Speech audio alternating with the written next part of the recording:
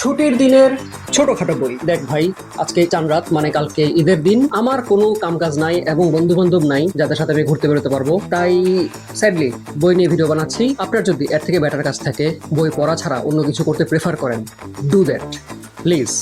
আজকের দিন ঈদের দিন, কিন্তু বই যারা পড়তে পছন্দ করেন এবং ছুটিতে পড়ার জন্য উপযুক্ত বই খুঁজতেছেন তাদের জন্য আজকের video. Hello everyone, welcome to মুসার বই যাত্রা। মুসা আছে আপনাদের সাথে এবং আজকে আমরা দেখবো 2026 সালে প্রকাশিত কোন বইগুলা একটু কম সাইজের মধ্যে, কম দামের মধ্যে আমাদের হাতে আছে। চলুন শুরু করা যাক।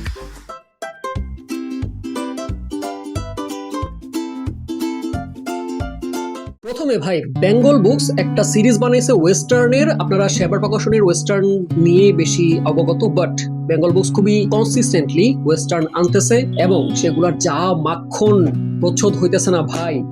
সো এই সাইজে ওনারা সিরিজটা কন্টিনিউ করে আসছে এতদিন, বাট নতুন করে ওনারা এই ঈদে স্পেশালি 2টা বই লঞ্চ করছেন এবং বলছেন যে এই সিরিজটা এখন থেকে আলাদা করে কন্টিনিউ হবে। এইটার সাথে ওটার মিলানোর কোনো কারণ নাই। এই সাইজে যে গল্পগুলো আসবে সেগুলো এই সাইজে আসবে না, আর এই সাইজের গুলা আলাদা করেই এভাবে আসবে।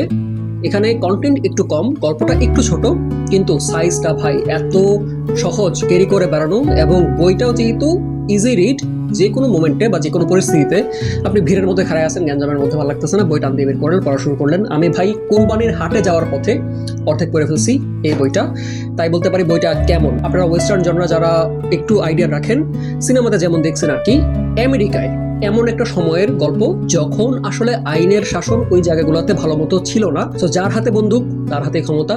এইখানে ইউএস আর্মির, তখনকার আর্মির যে অবস্থায় ছিল, ঘোড়ায় চড়ায় সবাই বন্দুকবাজি করে বেড়াইতো এবং স্থানীয় আদিবাসীদের সাথে যুদ্ধ চলতেছে। এমন একটা পরিস্থিতিতে আমাদের প্রটাগনিস্টের গল্প, ঘোড়ায় চড়ার গল্প, ঘোড়াকে পোষ মানানোর গল্প এবং যুদ্ধ করার গল্প। খারাপ না, বেশ জমজমাট। প্রতিটা বইয়ের দাম 200 টাকার নিচে এবং পৃষ্ঠা একটু বড় সাইজের হলে 150 পাতার মধ্যে এটে যেত। এটা 300 পাতার, সো টানা পড়ার মতো কন্টেন্ট এবং সাইজ দুইটাই খুবই উপযোগী। তো সাথে বলে দিই যে একই সাথে কিন্তু তারা এই 2টা বইও আনছেন। এইগুলো যদি আপনাদের কারো কালেকশনে থাকে আমার সাথে পড়তে পারেন এখনই চাইলে, অথবা পড়ে থাকলে কমেন্টে জানাতে পারেন কেমন লাগলো। আজও প্রকাশ থেকে 2026 বইমেলাতে প্রকাশিত মেইতেই পুরাণ। এইটা একটা পুরাণের গল্প, বুঝতে পারতেছেন, but who are the Meitei? So Manipuri নামের একটা আদিবাসী গোষ্ঠীর নাম আমরা জানি। তারা ভারতের মণিপুরে এবং বাংলাদেশের সিলেট, মৌলভীবাজার এসব অঞ্চলে বাস করেন। তো মণিপুরীদের যে নিজস্ব মিথোলজি, নিজস্ব ধর্মবিশ্বাস, সেগুলোর গল্পগুলো একদম অরিজিন থেকে এখানে আসছে।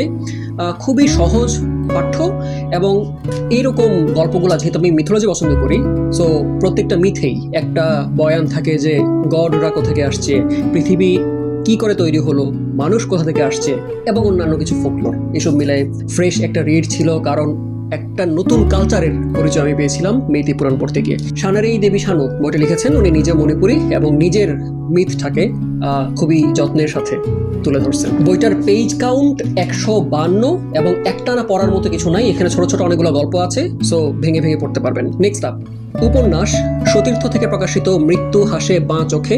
এটা একটা হরর মিথোলজিক্যাল গল্প। মিথোলজিক্যাল বলতেছি কারণ শুরুতে লেখক একটা নিজস্ব গড়ে তোলা মিথোলজি, দেবতাদের গল্প উল্লেখ করছেন এবং সেখান থেকে টেনে আনছেন পৃথিবীতে বর্তমান সময়ে একটা হরর গল্পে। তো বইটার পেজ হচ্ছে 192। গল্পটা মোটামুটি গতি আছে, বাট ডেবিউ উপন্যাস লেখকের, মানে প্রথম উপন্যাস। আমি একটু হোঁচট খাচ্ছি পড়তে গিয়ে, বাট এটা দেখলাম অনেকেরই ভালো লাগছে। আমি হয়তো বইটাকে 5-এ 3 দিব, বাট আপনাদের অনেকের কাছে এটা 5-এ 5 বা 4 হতে পারে। So I would recommend try this. তারপর যেই জনরায় ফেরত যাই রিডার্স ব্লকে পড়লে, সেটা হচ্ছে শিশুতোষ বই। মাসুদুল হকের লেখা বিলু, কালু আর গিলুর রোমাঞ্চকর অভিযান। বইটা 2012-13 সালের দিকে প্রথম আসছিল, পরে অনেক দিন আউট অফ প্রিন্ট থাকার পরে 2026 বইমেলাতে এটা একদম নতুন আঙ্গিকে, নতুন চেহারায় ফিরে আসছে। তো এই গল্পটা আপনারা ছোটবেলা থেকে যত নার্সারি রাইম, যত ঘুম পাড়ানো ছড়া শুনে বড় হয়েছেন, সেগুলোর প্রতি হোমাজ দেওয়া হয়েছে। প্রত্যেকটা চেনা এলিমেন্টকে নতুন চেহারায় এখানে এমবেড করা হয়েছে একটা গল্পের মধ্যে। গল্পটা একটু অ্যাডভেঞ্চারের, গল্পটা রূপকথার। হাজারো পাঠক বইটা পছন্দ করে আসছে, এখনো করতেছে। Don't miss it out. ও সাইজ দেখে ভুল করার কিছু নয়, 175 পেজ, লেখা অনেক সহজ এবং যেহেতু শিশুতোষ, সো খুবই ভালো পেইছে, গল্পটা আগে যাবে। রোমাঞ্চকর অভিযান, সো পড়াটা রোমাঞ্চকর হবে গ্যারান্টিড। টকিং অফ অভিযান আরেকটা রোমাঞ্চকর বই, চাণক্য বারোই তাদের লেখা জল মানুষ। এইখানে আপনারা একটু আন্দাজ করতে পারবেন যে বাঘের লেজ দেখা যাচ্ছে, সুন্দরী গাছের মূল দেখা যাচ্ছে, এবং কোনায় যে মানুষটা আছে এই মানুষটা একজন ডাকাত এবং পুলিশের দৌড়ানি খাওয়া জীবনের মধ্যেও একটা প্রেমের ছোঁয়া আছে। এটা ঠিক কিশোর উপন্যাস বলা যাচ্ছে না, তবে মোটামুটি ইয়াং অ্যাডাল্টরা পড়তে পারবেন এবং সবারই পড়ার মতো ভালো লাগবে। বাংলাদেশে এমন অদ্ভুত একটা প্লট লাইন বর্তমানেও বিরাজ করে যেটা সুন্দরবনের ডাকাতদেরকে নিয়ে না পড়লে আন্দাজ করা যায় না। মহসিনুল হাকিমের একটা বই আছে সুন্দরবনের দস্যুদের জীবনে ফেরার গল্প, ওটা পড়ে দেখবেন। ওটা non fiction but in fiction enjoyable read হতে পারে। জলমানুষ বইটা, যেটার সিকুয়েল আছে অরণ্য দস্যু। পৃষ্ঠা সংখ্যা দেখার আগে জানিয়ে দিই, প্রসিদ্ধ প্রকাশনী থেকে বইটা এসেছে এবং 144 পেজের এই বইটা আপনাদের এক বসায় পড়ে ফেলার মতো ভালো একটা বই হতে পারে। এখন একটু ভারী বইয়ে যাই। এই বইটা হাসনাত আব্দুল হাই নামের একজন লেখকের লেখা, প্রথমা থেকে প্রকাশিত। এই হাসনাত আব্দুল হাই কিন্তু বিলাতে 550 দিন লিখেন নাই, লিখছেন নভেরা, সুলতান, এই টাইপের কিছু বই। ওনার লেখাগুলো একটু ম্যাচিওর পাঠকদের জন্য, তবে শেক্সপিয়ার অ্যান্ড কোম্পানি তাদেরও ভালো লাগবে যারা ইতিহাস পড়তে চান। সুনীলের ছবির দেশে কবিতার দেশের মতো বই যাদের ভালো লাগছে তাদের এই বইটা ভালো লাগতে পারে। শেক্সপিয়ার অ্যান্ড কোম্পানি একটা বইয়ের দোকান, প্যারিসে অবস্থিত।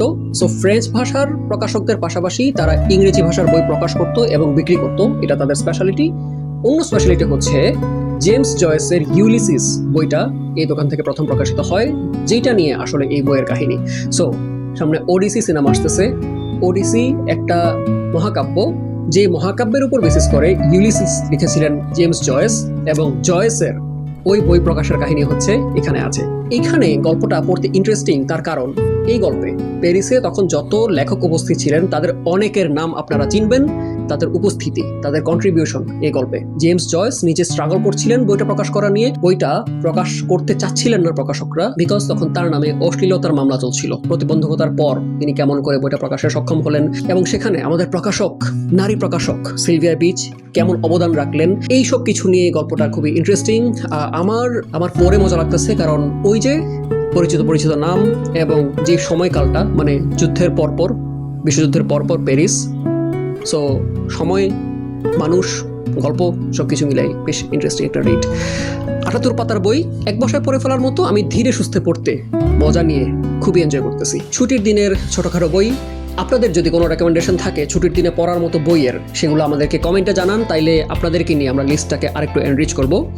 আর আগামীকাল ঈদের ছুটিতে প্রিয়জনদের সাথে ঘোরাফেরা করেন, খাওয়া দাওয়া করেন, সিনেমা দেখেন, বই পড়তে মন চাইলে বই পড়েন, যা খুশি করতে আপনার সব থেকে ভালো লাগে, সময়টাকে বেস্ট ওয়েতে বাঁচেন। বাট বই নিয়ে যদি আড্ডা দিতে হয়, মুসার বইযাত্রায় আমার সাথে সামিল হতে হয়, তাহলে প্লিজ চ্যানেলটাকে সাবস্ক্রাইব বা পেজটাকে ফলো করে সামনে আসার সুযোগ করে দিতে হবে। And until my next upload, ভালো থাকবেন বইয়ের সাথে। Take care.